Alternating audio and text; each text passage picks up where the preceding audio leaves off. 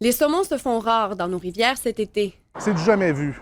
On a une diminution d'environ 80 % de nos montaisons. Jusqu'ici, ils ne sont que 400 à avoir remonté la rivière Matane depuis le début de la saison. Une des causes que les biologistes du ministère suggèrent, c'est que la cohorte de 2022 de saumonaux aurait subi une mortalité massive dans le golfe du Saint-Laurent, ce qui expliquerait les mauvaises montaisons. En plus du manque de saumon dans les rivières, les conditions de pêche ont aussi été vraiment difficiles cet été avec la chaleur et le manque d'eau. Donc, les pêcheurs ont été beaucoup moins nombreux à tenter leur chance. La troisième journée que je cite, là. OK. Puis, je pouvais aller pêcher où ce que je voulais parce qu'il n'y avait pas de pêcheurs ben. En longeant la rivière, là, Saint-Vianney-Matane, puis à peine qu'on voit des fois 2, 3 voitures. Fait qu'il y a vraiment une grosse diminution, là. J'ai environ 60 % moins de jours pêche que la moyenne des 5 dernières années, là. La ZEC Saumon de la rivière Matane prévoit un déficit important cette saison.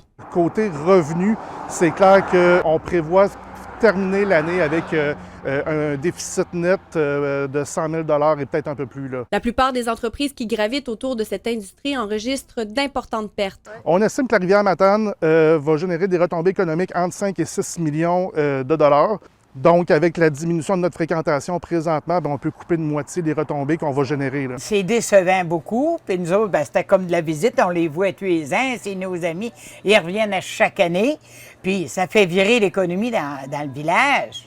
Puis ça met de la vie dans le village. Au dépanneur Édith à Saint-René-de-Matane, les ventes sont en baisse d'au moins 50 % cet été, notamment parce que peu de pêcheurs s'arrêtent pour acheter des droits d'accès et des permis de pêche.